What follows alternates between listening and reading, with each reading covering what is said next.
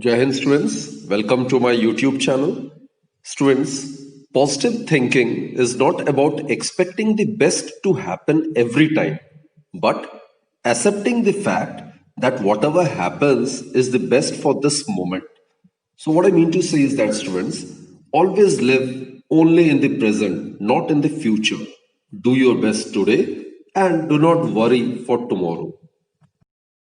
With that positive note, students, let's begin today's session. Today we are going to discuss refraction through multiple media. So here I have considered three different media. This is air, this is water, and this is glass. And again, this is air. So what we'll assume is these are the interfaces. Interfaces means the imaginary line which separates the two given media, right? So let us consider the light to be traveling in air and be incident at this point. So in order to draw the ray diagram, we need to first draw the normal over here. This is the normal. Any imaginary line which is perpendicular to the interface, it is known as a normal. This is normal. Now let us consider the ray to get incident over here like this. This is the incident ray. This is the incident ray, students. Suppose this is A, this is B. AB is the incident ray. And the angle which the incident ray makes with the normal, that is known as angle of incidence. Clear? Now here, students, ray is traveling from air to water. Air is rarer, water is denser. So whenever light travels from rarer to denser medium, it tends to bend towards the normal. So the bending of light will take place. It will bend towards the normal, like this. So this is the refracted ray. This is the refracted ray. And the angle which this refracted ray makes with the normal, it is known as the angle of refraction. Suppose it is R1. Clear, students? Here again at this point, suppose this is point C. At this point again, the ray of light will suffer bending of light. It will suffer refraction as it is traveling from water to glass. Water being rarer medium, glass being denser medium. So whenever it travels from water to glass, it will bend again towards the normal. And in order to show refraction again at point C, we need to draw a normal. This is the normal, students. So now, these are the two parallel lines. Both are normal, so they both are parallel. This will act as a transversal. So this angle would be equal to this angle. So it is also R1. This is R1. So this will be also equal to R1. Now students, as I've said, at point C, light will suffer refraction. Since it's traveling from rarer to denser, it will still bend towards the normal, right? It will bend towards the normal, like this. So, at point C, BC is the incident ray and CD will be the refracted ray. So, suppose this is the angle of incidence over here at point C, which is R1. Let us consider this angle to be R2. R2 obviously would be less than R1, right?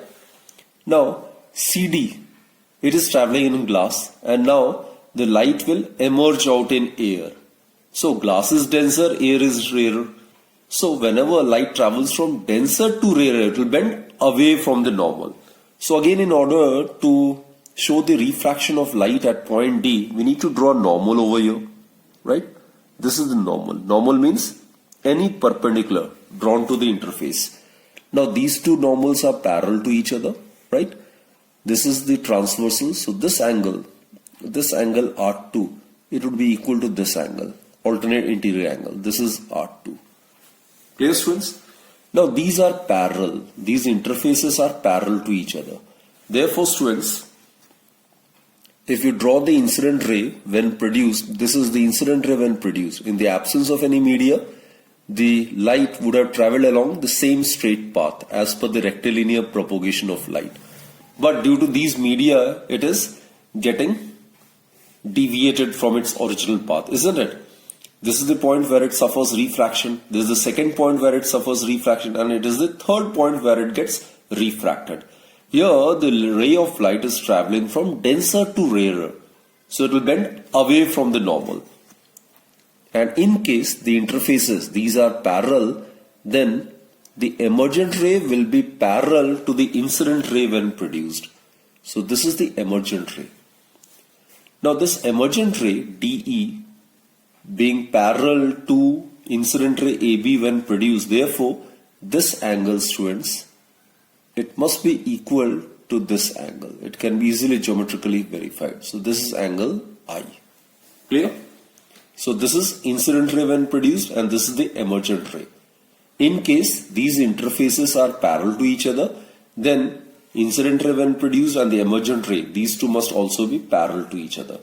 And if these two rays are parallel, then this angle would be equal to this angle, each being equal to I. Right? So I hope this ray diagram is pretty clear to you all. So now let's apply Snell's law at point B, point C and point D. So applying Snell's law at point B. Let's apply Snell's law at point B. Snell's law states that the ratio of the sine of angle of incidence to the sine of angular refraction is constant, and that constant is the refractive index, right, of the medium in which angular refraction lies with respect to the other medium in which the incident ray is traveling. So here, applying Snell's law, we get sin I divided by sin R1. It is equal to refractive index of water, because angle of refraction is lying in water. So it is refractive index of water with respect to the medium through which the ray is traveling, incident ray is traveling, and incident ray is in air. So it will be refractive index of water with respect to air. So students, it is read as refractive index of water with respect to air. The point to be noted is there, sin I by sin R would be the refractive index of the medium in which the angle of refraction lies with respect to the medium in which incident ray travels, right? Put this as equation number 1. Similarly, applying Snell's law at point C. I am talking about this point.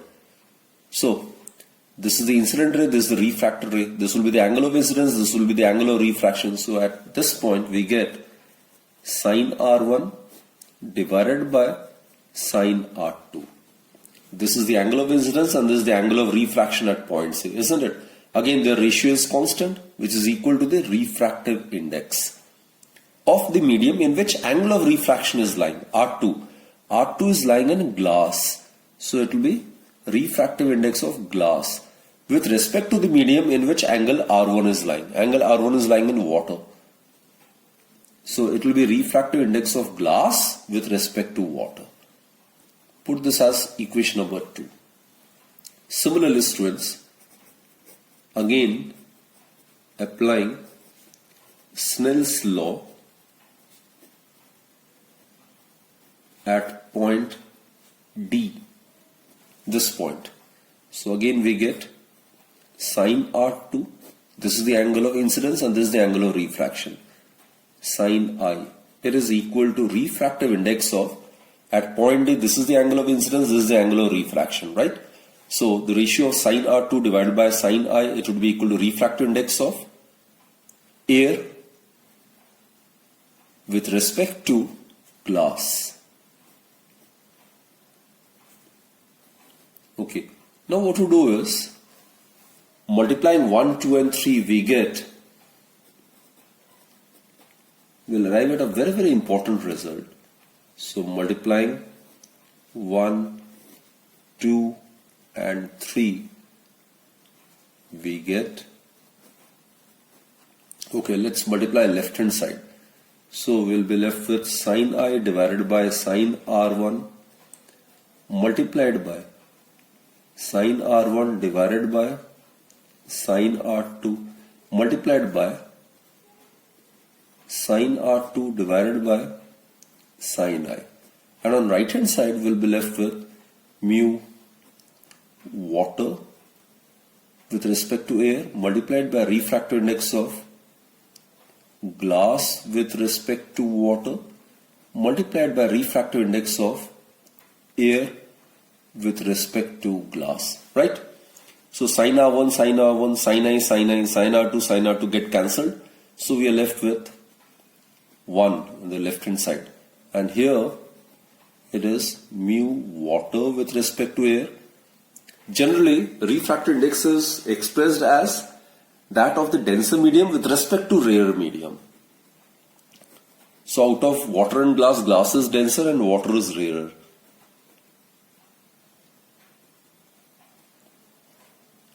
And students, over here, it is refractive index of air with respect to glass. So it can be written as reciprocal of refractive index of glass with respect to air. This we have already verified when we were dealing with the topic of principle of reversibility of light, isn't it? So refractive index of air with respect to glass is reciprocal of refractive index of glass with respect to air. Clear, students? So we can rearrange the terms. Therefore, what we get is refractive index of glass with respect to air. It would be equal to refractive index of water with respect to air multiplied by refractive index of glass with respect to water. So this is indeed a very, very important result which we'll be frequently using. So this is a very, very important consequence of the refraction through multiple media. Right, students? This result can also be expressed in another alternative way. Students, you are aware the refractive index of a medium with respect to air or vacuum, that is known as absolute refractive index. So this is the absolute refractive index of glass. This is the absolute refractive index of water. Thus, the refractive index of glass with respect to water, this is the relative refractive index of one medium with respect to other. It is given by absolute refractive index of glass divided by absolute refractive index of water. So you can remember the above result in this particular manner as well. The relative refractive index of glass with respect to water is equal to the ratio of the absolute refractive index of glass to the absolute refractive index of water. Right? So if you can generalize, it can be stated in this particular manner. Refractive index of X with respect to Y.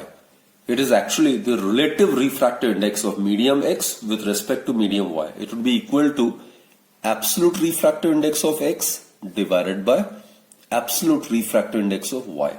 Absolute means the refractive index of medium X with respect to air or vacuum. Absolute refractive index of Y means refractive index of Y with respect to air or vacuum. So do remember this particular result. It's pretty important, right? Now students, let's discuss lateral shift. This is one of the very important applications of refraction of light. It is a parallel-sided glass slab, right? Now when rays incident over here in an oblique direction, then the ray of light get deviated, and on emerging out of this parallel-sided glass slab, its path will get laterally, that is sidewise it will get shifted. Lateral means sidewise. So that phenomena in which the ray of light after emerging out from this parallel-sided glass slab will get laterally deviated from its original path, that is known as lateral shift. So students, in this particular article, we will try to find out the mathematical expression for the lateral shift. For that, we need to draw the ray diagram. Students, in ray diagram, in ray optics, ray diagram, that is very, very important. It's only after drawing the appropriate ray diagram that we can be able to easily prove the required expressions, right? Suppose the ray of light is incident at this particular point in an oblique direction. So first and foremost, we need to draw a normal Normal, students, as I stated earlier also, it is an imagined line which is perpendicular to the interface. So that's the normal, right? So it has to be represented by dotted line. So this is the normal which is perpendicular to the interface. Now suppose at this point, at point O, the ray of light is incident in an oblique direction, right? So let us consider this to be the ray of light. And in case the rectangular parallel-sided glass slab is not present, then the ray of light would have traveled along the same straight path. It won't suffer any deviation in the absence of any rectangular slab. So this is the incident ray when produced. Light always travels along same straight path. So in the absence of this rectangular glass slab, light would have traveled along the same straight path. So this dotted line indicates the incident ray when produced. So students, AO, suppose this is the incident ray, right? This arrowhead is to be indicated. It's absolutely mandatory to indicate the direction. So this is the incident ray. The angle which the incident ray makes to the normal is known as the angle of incidence. I is the angle of incidence. At this point, students, the ray is traveling from rarer to denser. This is air, rarer medium, glass, which is denser medium. So ray of light traveling from rarer to denser, it will tend to bend towards the normal. So ray of light will get deviated like this. The angle of refraction in the denser medium would be less than the angle of incidence in the rarer medium. So this is the refracted ray. Suppose we consider it by taking as point B. B is the point. So AO stands for the incident ray, OB is the refracted ray, and the angle which the refracted ray makes with the normal is known as angle of refraction. Now it's pretty clear, students, the angle of refraction in the denser medium is less than the angle of incidence in the rarer medium. Now at point B, again the ray of light will suffer refraction as it is traveling from glass to air. It will tend to bend away from the normal. But in order to draw the ray diagram, first we need to draw normal at point B. So let's draw the normal at point B. This is the normal, which is to be always indicated by dotted lines. These two normals are parallel to each other. OB will act as a transversal. So this angle is equal to this angle, each being equal to R, right? So ray of light traveling from denser to rarer, it will bend away from the normal. So it will be like this. And students, since we are considering this to be parallel-sided glass slab, therefore the emergent ray, suppose BC is the emergent ray, this emergent ray must be parallel to the incident ray when produced, right? So as a result, this angle must be exactly equal to this angle. It should be also equal to I. So as you can notice, when the ray of light is incident on one face of a rectangular glass slab in an oblique direction, then the ray, when it emerges out from the other face, it get laterally deviated, it get sideways shifted and then emerges out, isn't it? This phenomena of refraction of light is known as lateral shift.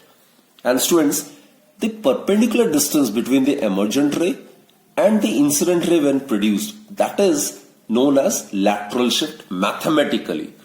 So let me drop a perpendicular over here. So this is the perpendicular, right? So let us consider this to be the perpendicular and let us consider this to be point D. So BD, let us represent it by small letter d. So BD, which is represented by small letter d, which is the perpendicular distance between the emergent ray and the incident ray when produced. This is known as the lateral shift. Clear? Therefore, students, the perpendicular distance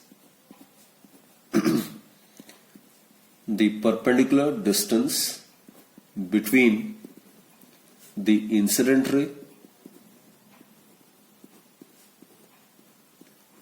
when produced, this is the incident ray, when produced it's represented by dotted lines,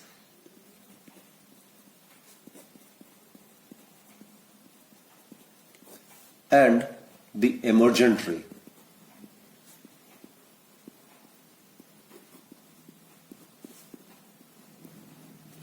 When the light is incident obliquely on a parallel-sided refracted slab is known as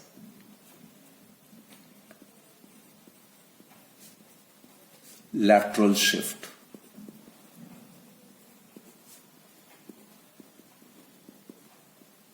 Right? Now let us find out the expression for the lateral shift. It is represented by a small letter d. Now let us find out the expression for the lateral shift. For that, students, let's consider point 2, right? So this is I, this entire angle would be I. This entire angle would be also equal to I, vertically opposite angle. So this is R. So this remaining angle,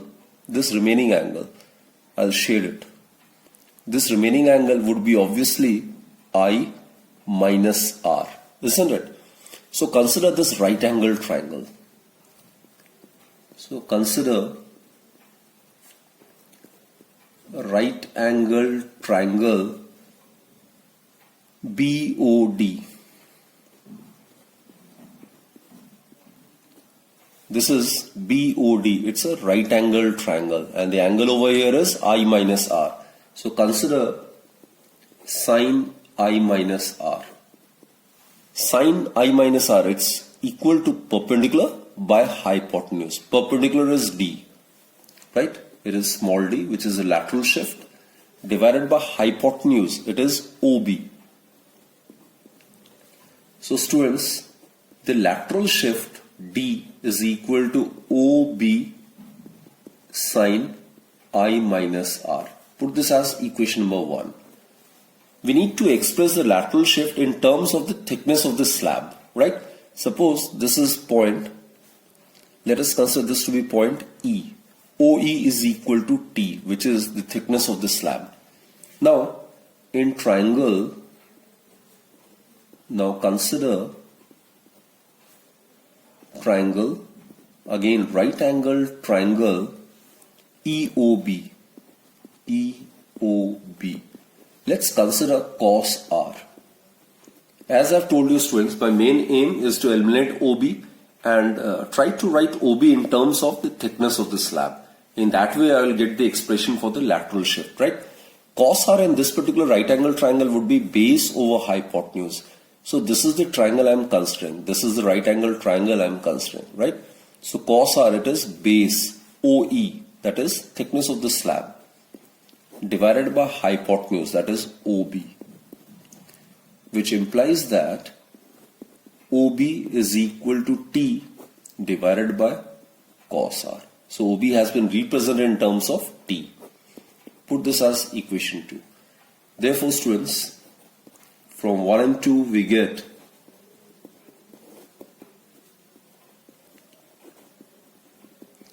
the lateral shift D. It's given by, substitute the value of OB over here. So it is T by cos R multiplied by sine I minus R. So students, this is the expression for the lateral shift. And as I've told you, lateral shift mathematically or analytically is defined as the perpendicular distance between the emergent ray and the incident ray when produced, right?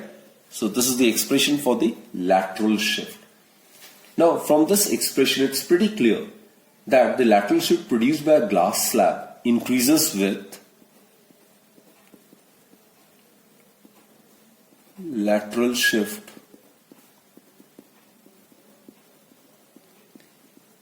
increases with, first point, students, obviously with the increase in the thickness of the slab, the lateral shift will also increases. So lateral shift increases with the increase in the thickness of the slab.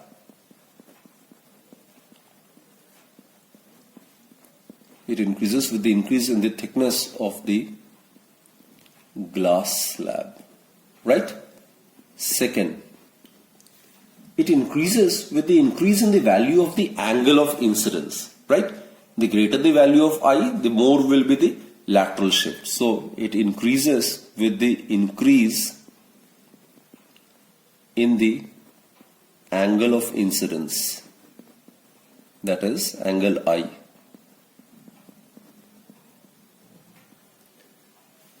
And lastly, students, third, it also increases with the increase in the refractive index of the slab. Now, refractive index is sin I by sin R.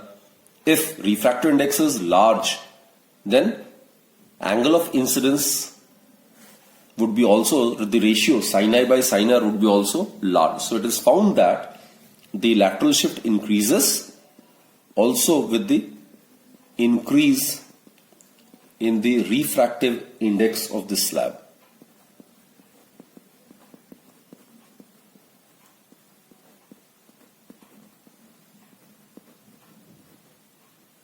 So these are the 3 points on which the lateral shift depends.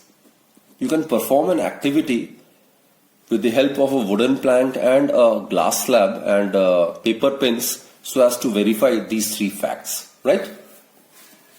And students, one more important point regarding the lateral shift. Suppose when white light is made to pass through a glass slab, this is a monochromatic beam, right? A single wavelength. But in case white light passes through a glass slab having parallel faces, then it is dispersed into its constituent colors. You are aware white color is composed of 7 constituent colors, namely VIVGO, isn't it? So if white light is incident on one face of a rectangular glass slab in an oblique direction, then it would have been dispersed into its constituent colors, right? Because it undergoes refraction at the first phase. However, students, the constituent colors recombine to again produce white light when refraction takes place at the second phase. This is the first phase and this is the second phase. In case white light is incident, then at the first phase, it would have dispersed into 7 constituent colors. At the second phase, again due to refraction, all the constituent colors recombine to produce again white light, right? So actually, even if white light is incident on one phase, then white light will only emerge from the second phase of this parallel sided rectangular glass slab. This is another very important application of refraction of light.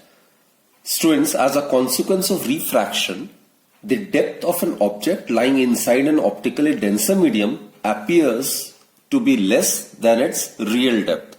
In simple language, if we imagine an object to be kept in a denser medium, like O be the object and it is kept at the bottom of a beaker containing some liquid, right? Now when this object is seen from a rarer medium, then the object will appear to be slightly raised up. It will appear to be slightly raised up. That is, the apparent depth of the object is found to be less than the actual depth of the object. So this phenomena arises due to the refraction of light and is known as the normal shift.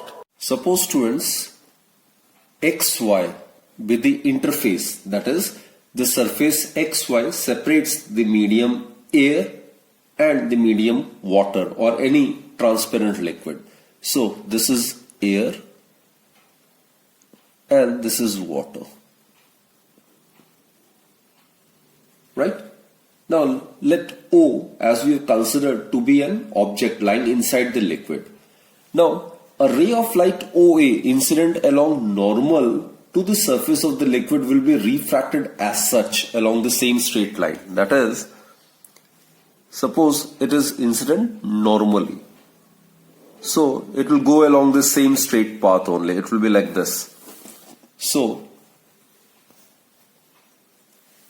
a ray of light OA incident along normal. This is the normal and the incident ray is also along the normal, right? So a ray of light OA which is incident along normal to the surface of the liquid will be refracted as such along AL. Suppose this is L. And another ray of light, suppose we consider this to be point B. Let us consider this to be point B. So here, this is the another ray. We are considering another ray OB. Right?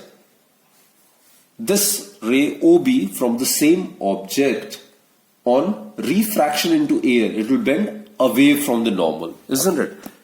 The ray AB is traveling from denser to rarer, so definitely it will bend away from the normal.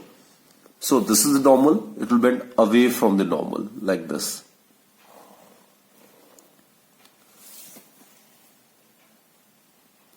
So students, again I repeat, O is considered to be a point object lying inside the liquid, right? A ray of light OA incident along normal to the surface of the liquid will be refracted as such along AL.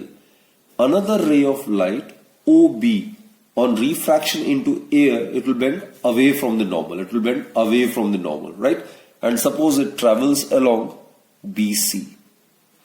Clear, students? Now, this will be the incident ray, this is the refracted ray. So this is the normal. So this angle which the incident ray makes with the normal will be the angle of incidence, right? And this is the angle which the refracted ray makes with the normal. This will be the angle of refraction. Now students, if you produce this refracted ray in the backward direction, then it will appear as if the ray BC is coming from a point somewhere over here. This may be considered to be I. So actually the two refracted rays, these are the two, this is the refracted ray AL and this is BC. This is the first refracted ray and this is the second refracted ray.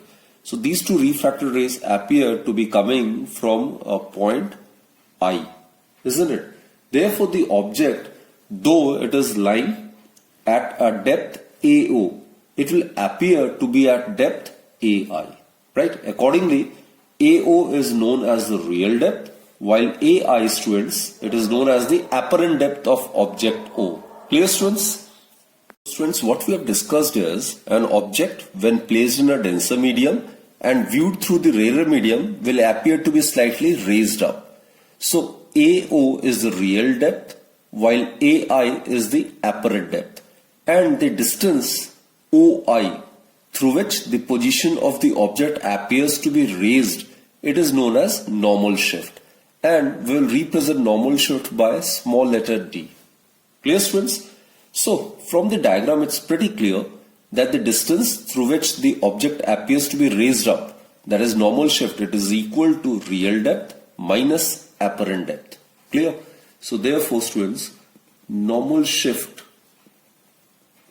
it is the distance through which the object placed in the denser medium when viewed through the rarer medium appears to be raised up. So normal shift, that is d, it is equal to the real depth. Real depth is OA.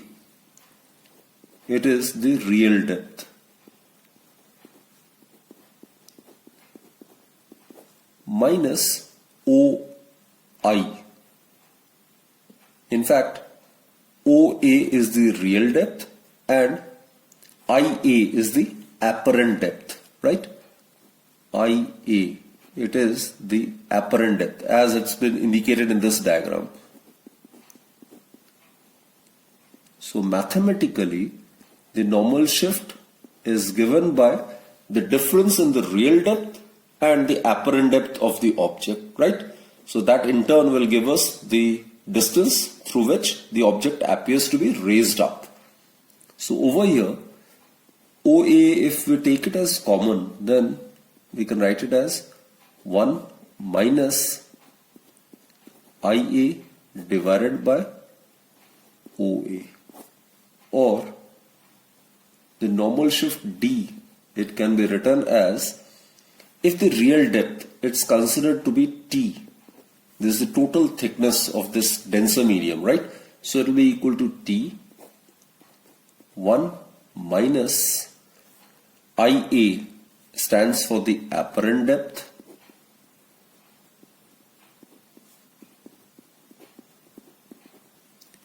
divided by OA. OA, it stands for the real depth. So students, put this as equation number 1. D is the normal shift, T is the real depth, which is the thickness of this denser medium, right? The object is considered to be at the bottom. Okay, now let us find out the expression for apparent depth and the real depth in terms of the refractive index of this medium. Suppose the absolute refractive index of the medium is mu. Let us consider mu to be the absolute refractive index of this medium. Absolute means the refractive index of this medium with respect to air or vacuum. So now what we do is, at this point, students, we can make use of Snell's law. So at point B, applying Snell's law, we get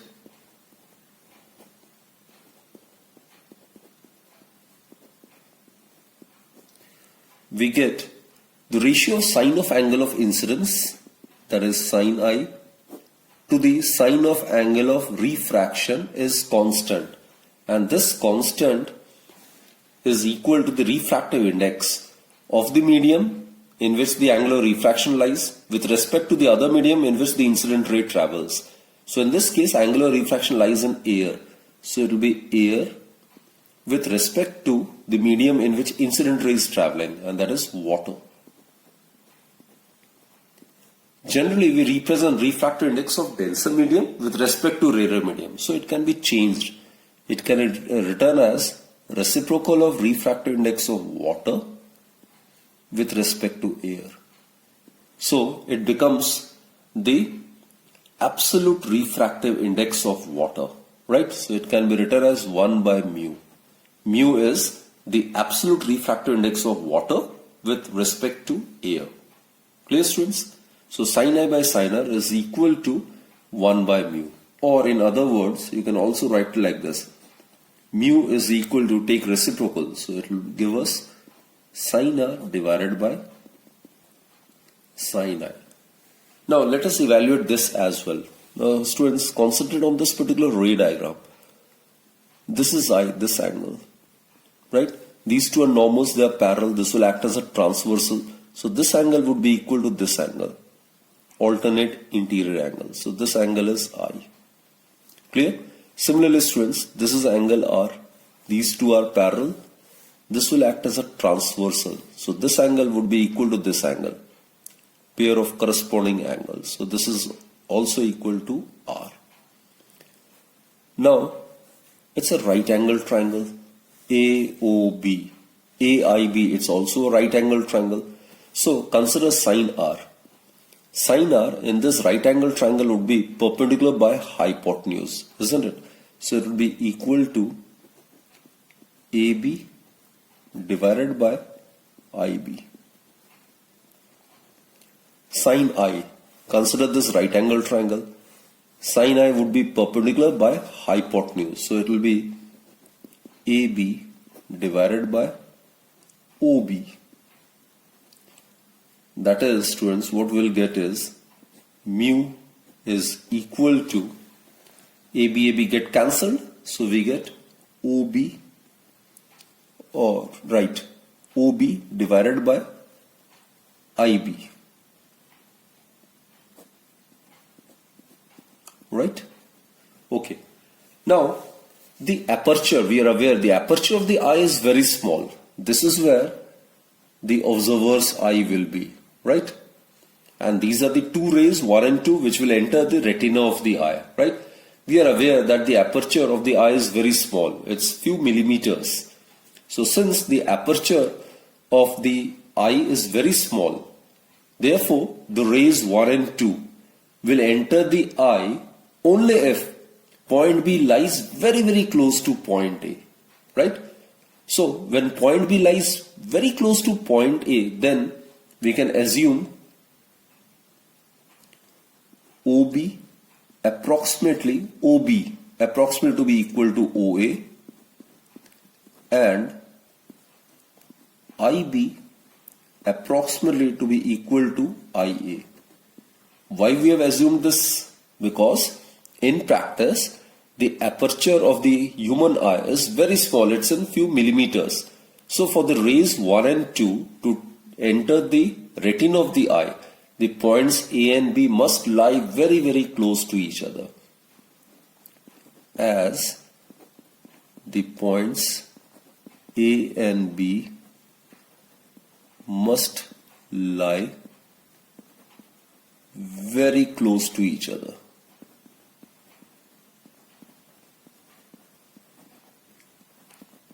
So that the rays 1 and 2 enter the eye, right? So therefore this approximation is validated. So in place of OB, we can write OA because point B lies very close to point A. So in place of OB we can write OA, and in place of IB we can write IA. That is, absolute refractive index of this denser medium is equal to OA. OA is the real depth. It is the real depth divided by IA. IA is the apparent depth.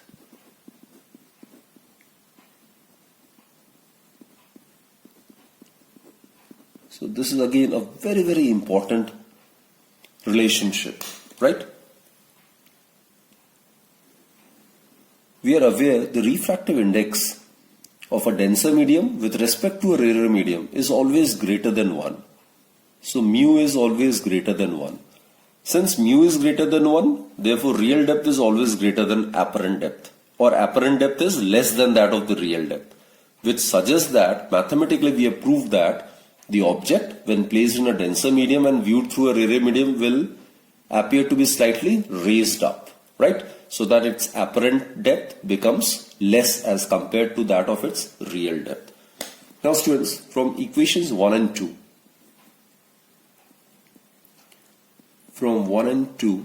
we'll arrive at a very, very important result. The normal shift mathematically is given by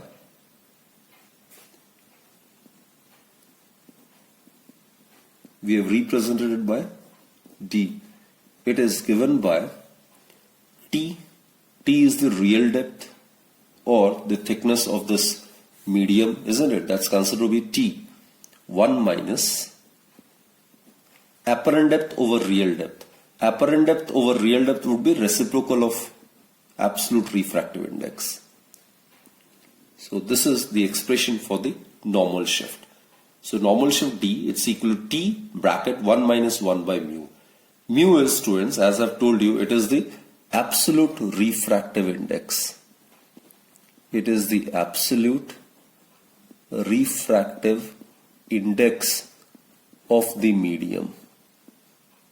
In this case, if we consider this to be water, then it will be refractive index of water with respect to air or vacuum, right?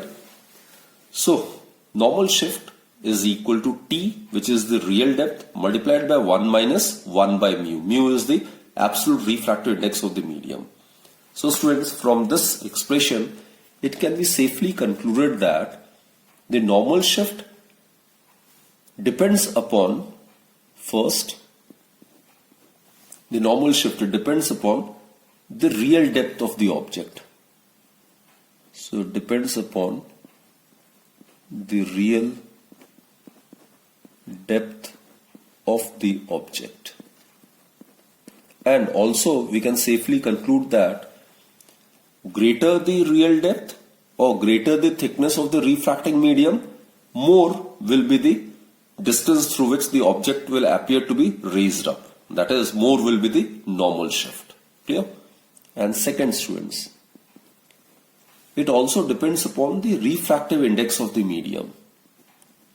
It depends upon the refractive index of the medium.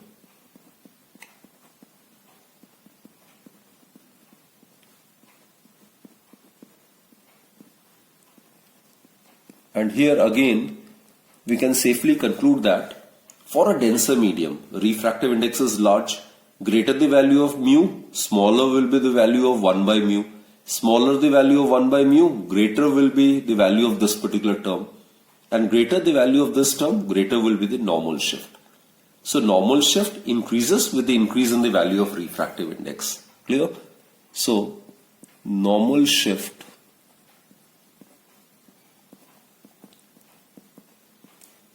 increases